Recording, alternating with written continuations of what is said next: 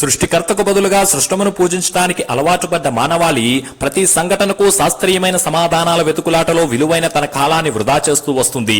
దేవుని యొక్క అదృశ్య లక్షణములు, దేవత్వము, నిత్యశక్తి, జగదుత్పత్తి మొదలుకొని సృష్టింపబడిన వస్తువులను గురించి ఆలోచించడం వలన తేటపరచబడుచున్నందున అనేకమైన ప్రశ్నలకు నేటికి మానవులు నిరుత్తరులే. అయితే తమకు తెలిసిన కొద్ది జ్ఞానముతో అతి శ్రేష్టమైన దైవ జ్ఞానాన్ని కాదంటూ కాలహరణం చేస్తున్నటువంటి మానవులారా, నీరు పల్ల మెరుగనే శాస్త్రీయ సమాధానం మనకు తెలుసు కదా. అయితే దేవుని ఆజ్ఞ మేరకు ఎర్ర సముద్రంలో బడి నడుస్తున్నటువంటి ఇశ్రాయేలీలు పక్షములో నీరు పల్ల మెరిగిన తన సహజ స్వభావానికి భిన్నంగా గోడల వలె నిలబడుతూ వచ్చింది. చరిత్రలో ఇలాంటి అనేకమైన సంఘటనల ద్వారా దేవుని శక్తి రుజువు చేయబడుతూ వచ్చిన ఇంకా పరిష్కారం కాని ప్రయత్నాల వైపే కాలహరణం చేస్తున్నటువంటి మానవులారా, ఇకనైనా దేవుని వాక్యపు వెలుగులో సత్యాలను గమనిద్దాం. ఈ ఎర్ర సముద్రపు సందేశంలో దేవుని వాక్య సత్యమేంటో గ్రహించినట్లు దేవుడు మనల్ని నడిపించి, మన భాషలో చెప్పాలంటే ముందు చూస్తే నుయ్యి, వెనక చూస్తే గొయ్యి. అది ఇశ్రాయేలీల పరిస్థితి. ముందుకు సాగటానికి లేకుండా ఉరకలేస్తున్న ఎర్ర సముద్రము, వెనుదిరగడానికి లేకుండా కయ్యానికి కాలు రుగుతున్న ఐగుప్తు సేనలు. ఇప్పుడేం చేయాలి? ఇప్పుడేంటి అనంటే వాళ్ళు వెంటనే మొదలు పెట్టేశారు. ఐగుప్తులో సమాధులు లేవనా మమ్మల్ని ఇక్కడికి తీసుకొచ్చారు, ఇక్కడ చనిపోవటానికి ఈ అరణ్యంలో ఇక్కడికి తీసుకొచ్చారని సనగడం గొనగడం మొదలు పెట్టేశారు. వాళ్ళు ఏమన్నా సొంత ఏర్పాటు ప్రకారం ప్రయాణం చేస్తున్నారా? లేదే. అబ్రహాం, ఇస్సాకు, యాకోబులకు దేవుడు చేసిన ప్రమాణం మేరకు పాలు తేళ్లు ప్రవహించే కనాన్ను స్వాధీనపరచుకుంటకు 430 సంవత్సరాల సుదీర్ఘ ఐగుప్తు బానిసత్వం నుండి బయలుదేరి వెళ్తూ వస్తున్నారు.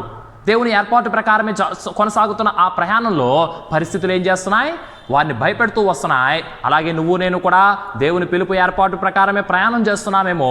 ఈ విశ్వాస యాత్రలో కొన్ని సందర్భాలు, సంగతులు ఏ విధంగా ఉండబోతున్నాయి అనంటే నిన్ను భయపెట్టేవిగా, అసలు నీ మీద నువ్వు నమ్మకాన్ని కోల్పోయే విధంగా, దేవుని మీద నువ్వు నమ్మకాన్ని కోల్పోయే విధంగా, దేవుడు మన మధ్య ఉంచినటువంటి ఆయన దోస్తుని మీద నమ్మకం కోల్పోయే విధంగా, నిన్ను భయపెట్టే విధంగా ఉంటాయి సందర్భాలు. అయితే విజయవంతంగా యాత్రను పూర్తి చేయాలి అనంటే 4 సంగతులు మీ ముందు నేను ఉంచకోరుతూ వస్తున్నాను. అవేంటో ఒకదాని తర్వాత ఒకటి జాగ్రత్తగా చూద్దాం. పరిస్థితులు బాగున్నప్పుడు ప్రతివారు విశ్వాసులే. మొదటిగా మనం ఏం తెలుసుకోవాలి అనంటే, రక్షణ అంటే, భద్రత అంటే అన్ని అనుకూలంగా ఉండటం, కోరుకున్నది నెరవేరటము, లేకపోతే ఏ శ్రమ లేకుండా ఉండటం కాదు. ప్రతికూలమైన పరిస్థితుల్లో, అననుకూలమైనటువంటి వాతావరణంలో ప్రభువు నిన్ను విజయవంతంగా నడిపించటమే దేవుడు నీ పట్ల, నా పట్ల కోరుతూ వస్తున్నాడు. అయితే దాన్ని అధిగమించడానికి నీకు నాకు కావాల్సిన లక్షణం ఏంటి? విశ్వాసం కావాలి. ఇప్పుడు శత్రువును చూస్తే బలంగా కనబడుతున్నాడు. నిజమే, శత్రువు బలమైనటువంటి వాడే. అయితే ఫరో బలమైన వాడైతే, నీ ముందున్న శత్రువు బలమైన వాడైతే దాని అర్థం ఏంటి అనంటే దేవుడు నీకు మరింత ఉన్నతమైన బలంతో నేను నింపగోరుతున్నాడు. ఎర్ర సముద్రం బలమైనదే, మీరు దాటలేనటువంటిదే, మరింత ఉన్నతమైన బలాన్ని మీకు కనపరచబోతున్నాడు. ఆ విశ్వాసం నీలో ఉండాలి. ఆ విశ్వాసంతో నువ్వేం చేయాలి? మోషే అక్కడ ఏం చేస్తున్నాడు? ఆయన ప్రభు వైపు చూశాడు, ప్రభువును ప్రార్థిస్తున్నాడు. ఈనాడు అనేక మంది తమ విశ్వాస యాత్రలో సమస్యలు వచ్చినప్పుడు, కష్టములు వచ్చినప్పుడు ఇతరుల మీద నేరారోపణ చేయటము, లేకపోతే గొనగడము, సనగడమే చేయగలుగుతున్నారు తప్ప ప్రభువు వైపు తిరగలేని పరిస్థితుల్లో ఉన్నారు. విశ్వాస సహితమైన ప్రార్థన రోగిని స్వస్థపరుస్తుంది. విశ్వాస సహితమైనటువంటి నీ జీవితము, విశ్వాస సహితమైన నీ ప్రార్థనా జీవితం నీ పరిస్థితిని మారుస్తుంది. మోకాళ్ళ జీవితము అనేకుల పరిస్థితులు మార్చేసింది. అలాగే ఇశ్రాయేలీలు కూడా ఇరుకున పడి ఉన్నారు. చుట్టూ ప్రమాదాలు వారిని ఆవరిస్తున్నాయి. వారు గనక విశ్వాసంతో ప్రభువును ప్రార్థిస్తే వారి ముందు దేవుడు మార్గం తెరుస్తాడు. అలాగే మన జీవితాల్లో మొదటిదిగా గుర్తుపెట్టుకోండి, విశ్వాస సహితంగా దేవునికి ప్రార్థించి మన శక్తికి మించినటువంటి సందర్భాల్లో ముందుకు కొనసాగుదాం. రెండవదిగా మనం గుర్తుపెట్టుకోవాల్సినటువంటి అంశం ఏంటి అనంటే, ప్రార్థిస్తాం మంచిదే, కానీ చాలామంది ప్రార్థనలు ఎలా ఉన్నాయంటే, చాలామంది క్రైస్తవ విశ్వాసాలు కావచ్చు, దేవుని బిడ్డల ప్రార్థనలు, వారు ప్రార్థన చేస్తూ వస్తారు, తిరిగి ప్రభువు ఇచ్చేటటువంటి ప్రత్యుత్తరాలు వినే పరిస్థితి లేదు. మొదటిగా ప్రార్థించే పెదవులు నీకు ఉండాలి విశ్వాస సహితంగా. ఇప్పుడు రెండవదిగా దేవుడు తిరిగిచ్చే ప్రత్యుత్తరం నువ్వు వినగలిగేవాడుగా ఉండాలి. అందుకే ప్రకటన గ్రంథంలో చాలా పదే రిపీట్ చేయబడింది, వినుటకు చెవులు గలవాడు వినుడుగాక. ఈనాడు అనేక మందికి వినటానికి చెవులు లేవు. అనేక మందికి దేవుడు ఏం చెబుతున్నాడనే దాని మీద గ్రాహ్యం లేదు. అందుకని యేసు ప్రభు చెప్తూ వచ్చాడు మత్తయి సువార్త 6వ అధ్యాయంలో, విస్తరించి మాట్లాడటం వలన తమ మనవి వినబడునని వారు తలంచుచున్నారు. మోసే ఇప్పుడు ప్రార్థన చేస్తున్నాడు. దేవుడు ఏమన్నాడో తెలుసా? నీవేళ నాకు మొరపెడుతున్నావు. మోసే ప్రార్థన వలన, ఆ జాప్యం వలన ఏం జరిగిందో తెలుసా? ఐగుప్తు సైన్యం వచ్చి ఇశ్రాయేలీలను నశింపజేసేటంత పరిస్థితి వచ్చేసింది. అయితే సమూహమునకు ముందు నడుచుండిన దేవదూత ఏం చేసిందంటే వెనక్కి వెళ్ళి వస్తున్న ఐగుప్తు సేనకు చీకటి కలగజేసి వీరికి వెలుగు కలగజేసి ఆ సేన వీరిని సమీపించి నాశనం చేయకుండా ఆపింది. కొన్నిసార్లు నువ్వు ప్రార్థించడం మంచిదే, అయితే ప్రభు ప్రత్యుత్తరం ఇచ్చిన తర్వాత దాన్ని పొంది నువ్వు ముందు కొనసాగిపోవాలే తప్ప ప్రార్థనలో జాప్యం చేస్తే, లేకపోతే అన్యజనుల వలె విస్తరించి మాట్లాడటం వలన మన మనవి వినబడనేటటువంటి ఆలోచన నీకుంటే విలువైన సమయాన్ని కోల్పోతాం, ప్రమాదంలో పడిపోతాం. ఇశ్రాయేలీలు ఆ విధంగా పడిపోయేటటువంటి పరిస్థితి. దేవుడు అన్నాడు, నీ వేళ నాకు మొర పెడుతున్నావు, సాగిపో అని మోషేని హెచ్చరించి నడిపాడు. ఇది రెండవది.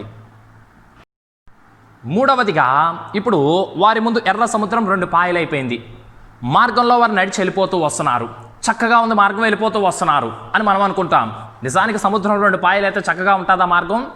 దేవుడు ఏర్పాటు చేసినటువంటి మార్గము యాక్చువల్గా రాజమార్గం అని యెషయా గ్రంథంలో మనం చూస్తాం. అవును, అది రాజమార్గమే. అయితే అక్కడ ఒక మాట వ్రాయబడింది, 3 లైనను దానిలో నడుచుచు త్రోవను తప్పక యుందురు. ఎవరంట? 3 అలాగ నిజంగా నడవగలరా? నడవలేరు కదా. మరి ఎందుకు 3 అన్నాడు? ఇప్పుడు చూడండి ఇశ్రాయేలీల ప్రస్థానం ఎలా ఉందో. నిజంగా మోషే వారి ముందు ఎర్ర సముద్రాన్ని 2 పాయలు చేసి వెళ్ళమంటే వాళ్ళు వెళ్ళరు. ముందుగా వారు ఏం చూశారు? వెనక వారిని సంహరించడానికి ఐగుప్తు సేనలు వస్తున్నాయి. ఒకవేళ ఐగుప్తులు రాయబారానికి వచ్చినా కూడా వీళ్ళు వెళ్ళరు, సేనలు వస్తున్నాయి. కాబట్టి చాలాసార్లు దేవుడు మన ముందు మార్గం తెరుస్తాడు. ఆ తెరిచిన మార్గము లో వెళ్ళిపోవడానికి మనకేముండదు, మనసు ఉండదు. ఏమో సముద్రం మరలి పొరలిపోతుందేమో, మరలా నేను చనిపోతానేమో, నాకేమైనా అయిపోతాదేమో అని మన అవిశ్వాసం ఏం చేస్తుంది అని అంటే, మొదటిగా విశ్వాస సహితమైన ప్రార్థన చేయలేము. ఇప్పుడు మూడవదిగా విశ్వాస సహితంగా ఆ మార్గంలో నడవలేము. అయితే దేవుడు ఏర్పాటు చేసే మార్గం మనల్ని ఎందుకు అలా క్లోజ్ చేస్తున్నాడు? ఎందుకు ఐగుప్తులు వీరిని తరుముకుంటూ రావాల్సిన పరిస్థితి వచ్చింది? ఎందుకు వీరికి ప్రాణాపాయం వచ్చింది? ఎందుకు అనంటే, సంగతులు సవ్యంగా శ్రావ్యంగా ఉంటే దేవుని మాట వినే మనసు మనకు ఉండదు. మూఢత్వం మన హృదయాల్లో, బాలుని హృదయంలో మూఢత్వం సహజంగానే పుట్టును. మన హృదయాల్లో సహజంగానే మూఢత్వం పుడుతుంది. అయితే ఆ పుడుతున్న మూఢత్వాన్ని విడిచిపెట్టి ప్రభు మార్గంలో చక్కగా మనం కొనసాగాలి అనంటే ఇలాంటి పరిస్థితులు మనకు అవసరము. అందుకే ఇరుకులో విశాలత కలగజేయగలిగినటువంటి ప్రభు, అననుకూలమైన వాతావరణంలో అనుకూలత కలగజేయగలిగిన ప్రభు మన ముందు తన మార్గాన్ని తెరుస్తున్నాడు. ఇశ్రాయేలీలకి ఇప్పుడు కుడి పక్క వెళ్ళడానికి లేదు. మీరు మీ మార్గంలో నడుస్తూ యెషయా గ్రంథం 30వ అధ్యాయంలో చూస్తాం, కుడి తట్టైనను ఎడమ తట్టైనను తిరిగిన ఎడల ఇది ఏ మార్గము, దీనిలో నడువుడని మీ చెవులకు ఒక శబ్దము వినబడుతుంది. మరి చెబితే వింటామా? వినము. పరిస్థితులు అలా ఉన్నాయి. ఇటు సముద్రమే అటు సముద్రమే, వెనక శత్రువు. కాబట్టి దేవుడు ఏర్పాటు చేసిన మార్గంలో చక్కగా వారు ముందుకెళ్ళిపోయారు. ఇది మూడవదిగా మనం కూడా ఈ పాఠం నేర్చుకుందాం. నాలుగవదిగా మనం ఇక్కడ చూడవలసిన విషయం ఏంటి అనంటే, కేవలం ఐగుప్తులో 10 తెగుళ్లతో దేవుడు తీర్పు తీర్చాడు. సింహాసనం మీద కూర్చున్న ఫరో మొదలుకొని జైల్లో తిరగల విసురువాని వరకు మనుషులదేమి పశువులదేమి తొలి సంతానమంతా మరణిస్తూ వచ్చింది. అయితే ఐగుప్తు మీద ఇంకా తీర్పులు ముగియలేదు. దేవుడు సంపూర్ణంగా వారిని నాశనం చేయబోతూ వస్తున్నాడు. సంపూర్ణంగా వారి గర్వాన్ని, వారి అతిశయాన్ని అణగదొక్కబోతూ వస్తున్నాడు. ఎలాగునా అంటే, ఇక్కడ మనం చూస్తున్నాం ఇశ్రాయేలీలు ఏ విధంగా అయితే సముద్రంలో పడి వెళ్ళిపోయారో వాళ్ళు కూడా వెంటనే వెనకాల వాళ్ళు కూడా వచ్చేసారు. ప్రార్థన చెయ్యాలి మనం, కానీ ప్రార్థనలో ఆలస్యం చేస్తే ప్రమాదం ఉంది. దేవుడు ప్రత్యుత్తరం ఇస్తే వెంటనే ప్రత్యుత్తరాన్ని పొంది వెళ్ళిపోవాలి. అలాగే ప్రయాణం చేయాలి. విశ్వాస యాత్రలో మనం ఆలస్యం చేస్తే ఏం జరుగుతుంది? శత్రువు మనల్ని సమీపిస్తాడు. కాబట్టి తగిన సమయంలో ఏం చేయాలి? దాటేయాలి. దాటిన తర్వాత మోషే తన చెయ్యి తిరిగి చాపాడు. శత్రువులు ఏమైపోయారు?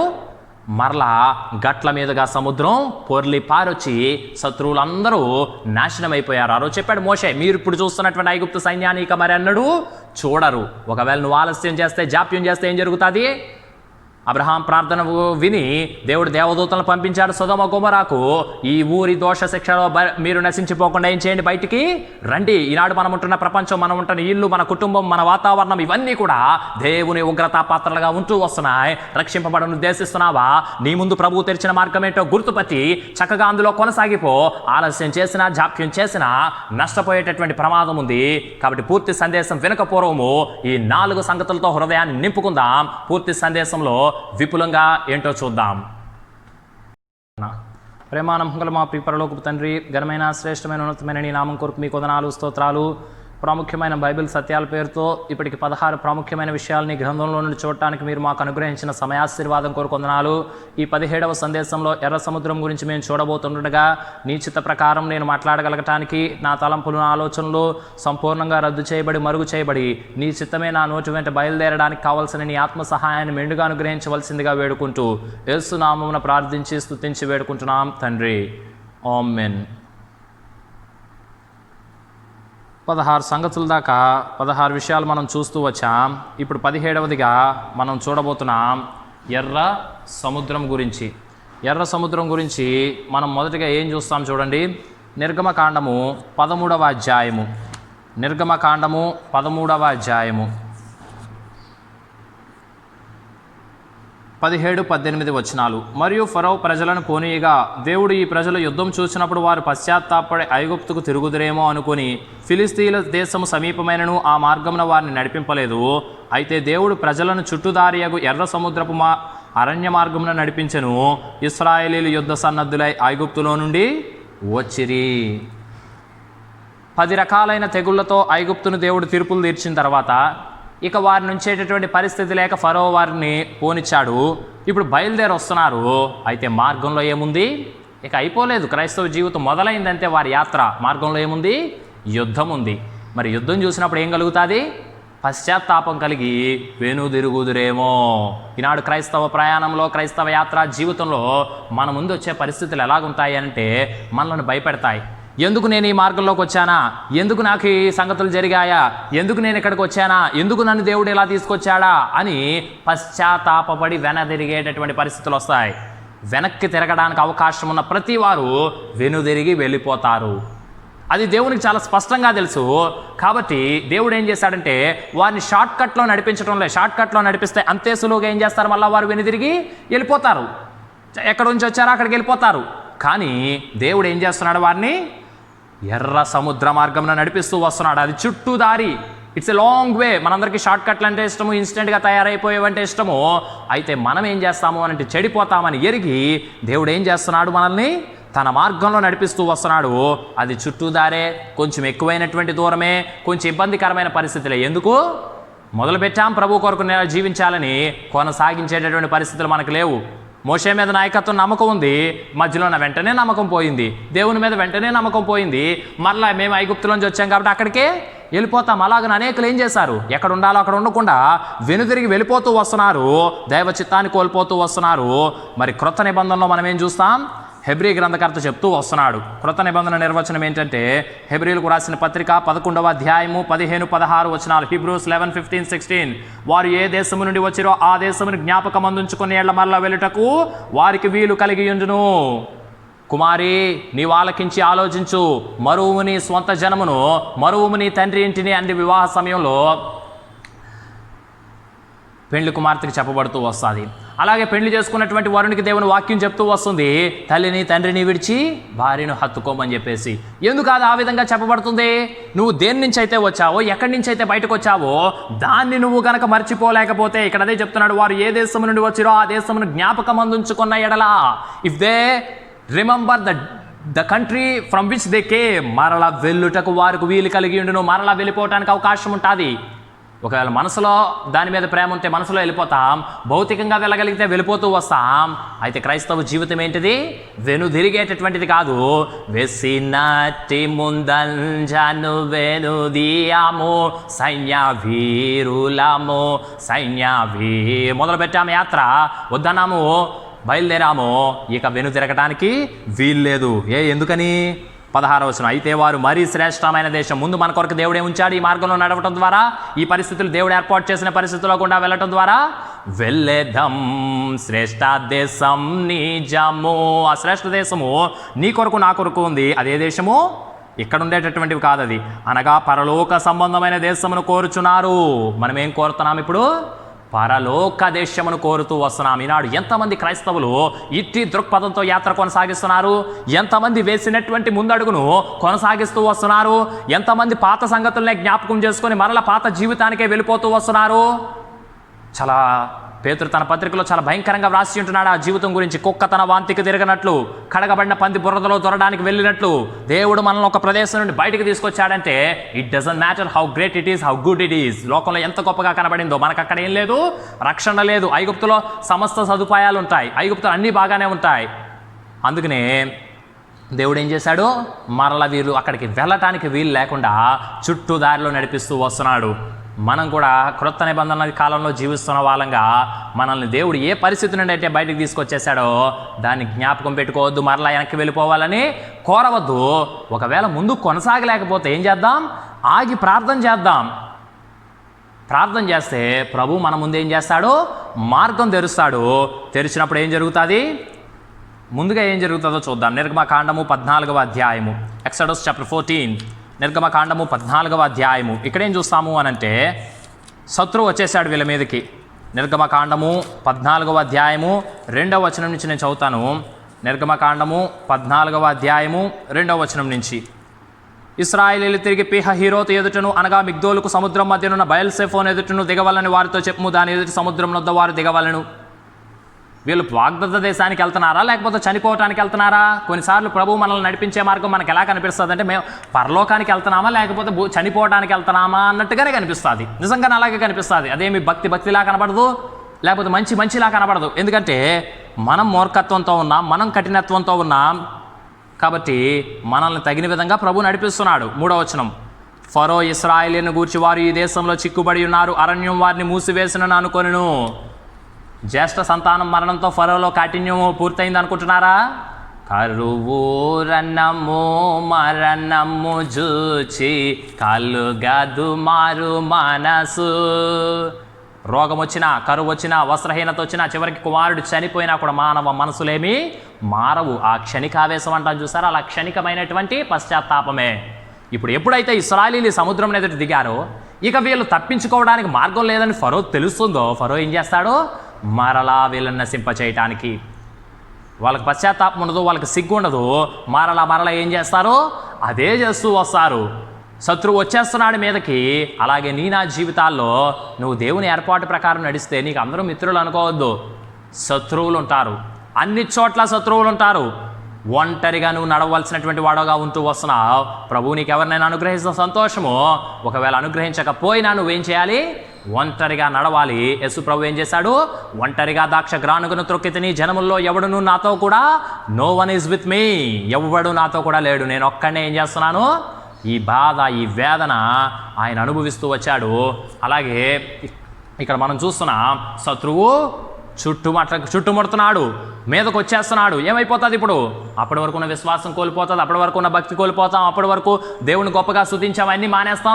ఆ తర్వాత అన్నీ మర్చిపోతాం. అన్నీ మర్చిపోయి అవిశ్వాసి కంటే హీనంగా పరిస్థితులు తయారైపోతూ వస్తున్నాయి నేటి క్రైస్తవ జీవితంలో. మీరు చూడండి ఎలా తయారైపోయానంటే, దేవుని పట్ల, దేవుని బిడ్డలు అనబడిన వారికే విశ్వాసం లేదు, లేకపోతే దైవజనులు అనబడినటువంటి వారే విశ్వాసాన్ని కోల్పోతూ వస్తున్నారు.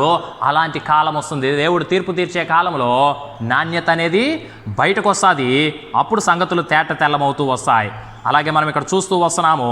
అటువంటి పరిస్థితుల్లో చూడండి శత్రువు ఏమనుకుంటున్నాడు? నిర్గమకాండం 15:9, తరి మీదను కలుసుకొని ఎదను, దోపుడు సొమ్ము పంచుకొని ఎదను, వాటి వలన ఆశ తీర్చుకొందును, నా కత్తి దూసెదను, నా చెయ్యి వారిని నాశనం చేయనని శత్రువు అనుకొనెను. నా కత్తి దూసెదాను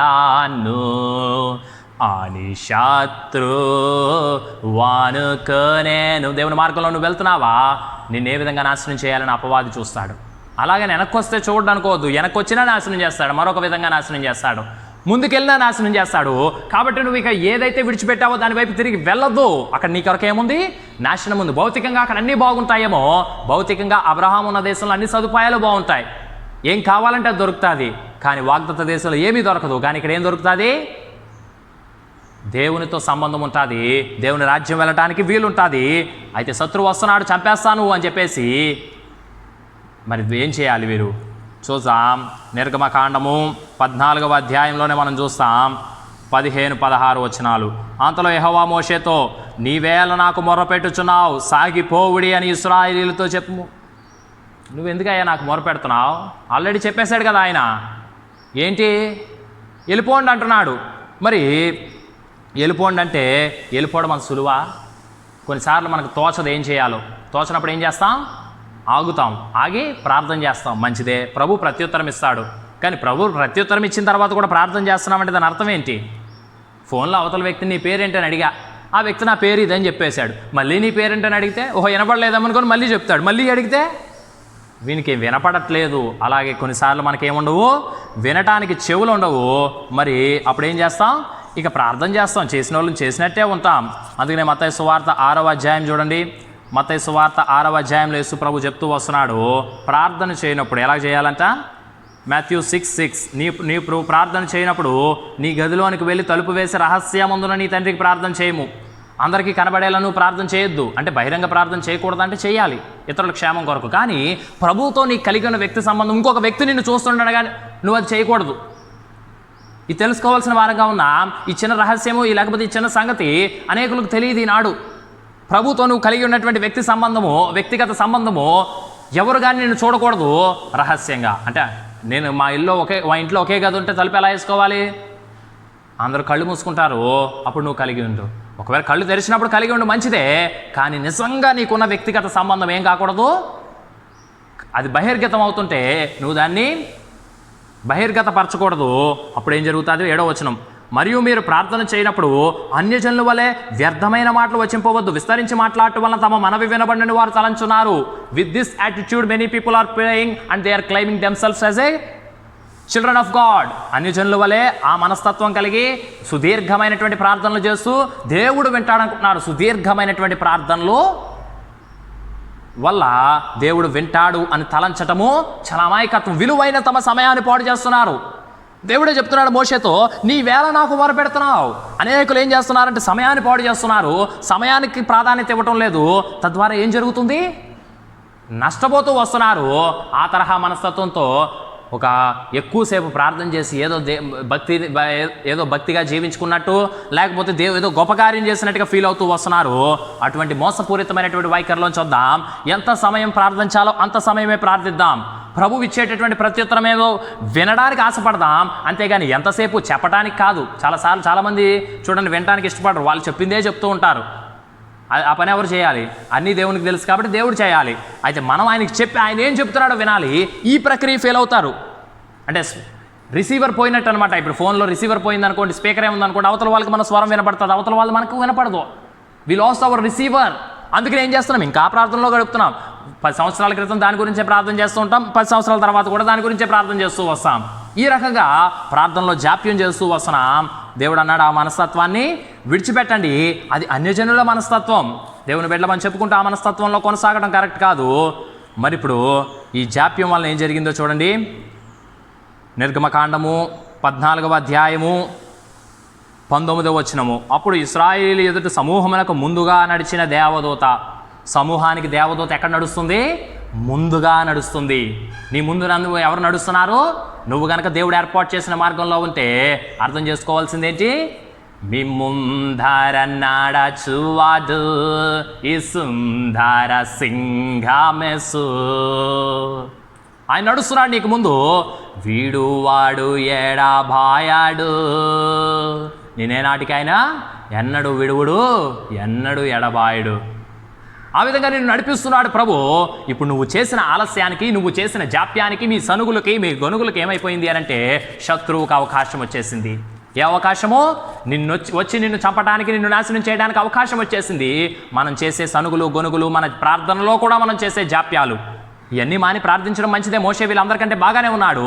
అయితే అందులో చేసిన జాప్యం కూడా ఏం చేస్తుంది? 20వ వచనం, అది ఐగుప్తీయుల సేనకు ఇశ్రాయేలీయుల సేనకు నడుమ ప్రవేశించెను. Now the angel of the Lord came in the midst of the Egyptian and Israelites. అదేం చేసింది? అది మేఘము గనుక వారికి చీకటి కలిగెను, రాత్రి అది వీరికి వెలిగిచ్చెను. దేవదూత ఒకటే, దేవుడు ఒకడే. అదే దేవుడు వారికి ఏం కలగజేశాడు? చీకటి. అదే దేవుడు వీరికి ఏం కలుగజేశాడు? వెలుగు. కలగజేసినటువంటి కారణాన్ని బట్టి ఏం కాలేదు కనుక రాత్రి అంతయు ఐగుప్తీయుల సేన ఇశ్రాయేలీయులను నిజానికైతే సమీపించి వీరిని నాశనం చేయాలి. అయితే వీరు చేసిన ఆలస్యాన్ని బట్టి దేవుడు కృప కలిగిన వాడు కాబట్టి ఏం చేశాడు? He came back. ముందు నడుస్తున్న ఆయన వెనక్కి వచ్చి వారిని ఆపు చేశాడు. మరి మనం చూస్తాం యెషయా గ్రంథము 52వ అధ్యాయంలో ఒక ప్రాముఖ్యమైన మాట చూస్తాం చూడండి. యెషయా గ్రంథము, దేవుడు తన బిడ్డలు నడిపిస్తున్నాడు. మనల్ని నడిపిస్తున్నప్పుడు ఆయన కృప మనల్ని స్థాయిలో ఎంత అత్యున్నతంగా ఆవరించుంటుంది అని అంటే, యెషయా గ్రంథము 52వ అధ్యాయము 11-12 వచనాలు ఉన్నాయి. 2 చదువుకుందాం. పోవుడి పోవుడి అచ్చటి నుండి వెల్లుడి. వాళ్ళు ఐగుప్తులో ఉన్నారు కాబట్టి అక్కడి నుంచి వెళ్ళిపోవాలి. ఇక్కడ వీరికి ఏమన్నాడు? బబులోను వదిలి వెళ్ళిపోండి అంటున్నాడు. అలాగే నువ్వు నేను ఎక్కడున్నాం? లోకంలో ఉన్నా, వెళ్ళిపోండి అంటున్నాడు. అపవిత్రమైన దేనిని ముట్టకుడి, దాని యొద్ద నుండి తొలగిపోవుడి. లోకమంతా అపవిత్రంగా ఉంది, దేన్ని ముట్టద్దు. ఇప్పుడు వైరస్ వచ్చింది కాబట్టి వైరస్ అని కాదు, దేన్ని ముట్టద్దు. ఆత్మీయమైనటువంటి వైరస్ ఎంతో ఉంది. యెహోవా సేవ ఉపకరణములను మోయు వాళ్ళారా మిమ్మల్ని మీరు పవిత్రపరచుకోండి. దోస్ హు క్యారీ ద, మనందరం ఎవరు? దేవుని సేవోపకరణములు మోసేటటువంటి వారు. మనల్ని మనం పవిత్రపరచుకోవాల్సినటువంటి అవసరం ఉంది. మీరు త్వరపడి బయలుదేరరు, పారిపోవు రీతిగా వెళ్ళరు. యెహోవా మీ ముందర నడుచును. ఎవరు మీ ముందర నడుస్తున్నాడు? మీ ముందర నడచువాడు ఈ సుందర సింహమేసు. ఆయన నడుస్తున్నాడు. ఇశ్రాయేలు దేవుడు మీ సైన్యపు వెనుకటి భాగమును కావలి కాయును. మీ వెనుక భాగం నుంచి శత్రువు వస్తాడేమో, ఆ భాగాన్ని ఎవరు కావలి కాస్తున్నాడు? ఇశ్రాయేలు సైన్యపు దేవుడు. దేవుని మహిమ మన వెనకటి భాగాన్ని కాపలాగాస్తుంది. వీరు జాప్యం చేసినప్పటికీ, శత్రువు వచ్చి వీళ్ళని నశింపజేసేటటువంటి తరుణం ఆసన్నమైనప్పటికీ, ఉన్నతమైనటువంటి దేవుని బాహువులు ఏం చేశాయి? వీరికి సహాయం చేస్తూ వీరిని నిలబెడుతూ వచ్చాయి. మరి అదే నిర్గమకాండం 14వ అధ్యాయంలో 21 నుంచి చూద్దాం. మోషే సముద్రం వైపు తన చేయి చాపగా రాత్రి అంతయు బలమైన తూర్పు గాలి చేత సముద్రం తొలగించి దానిని ఆరిన నేలగా చేసెను. ఇప్పుడు ఏమైపోయింది?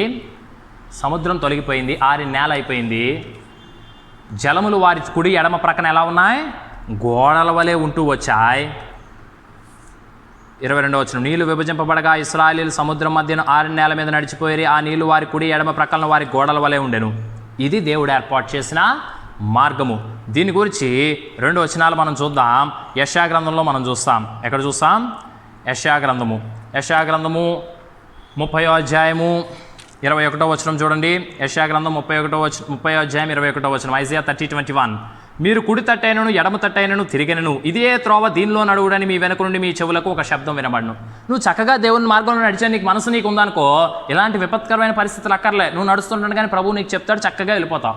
మరి వినడానికి చెవులు లేవు ఇశ్రాయేలీయులకి, మరి ఏం చేయాలి వీళ్ళకి? కొంతమంది చెప్తే వినరు, కొడితే వింటారు పిల్లలు. అలాగే వీళ్ళు మాట వినని వారు, లోబడని వాళ్ళని ప్రజలు.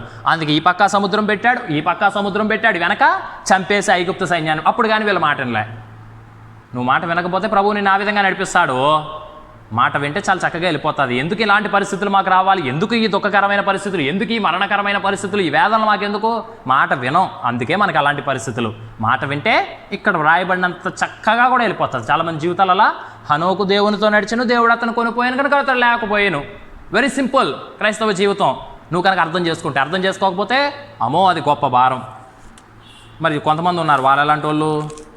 యెషయా గ్రంథం 35వ అధ్యాయం 8వ వచనం, అక్కడ దారిగానున్న రాజమార్గం ఏర్పడును.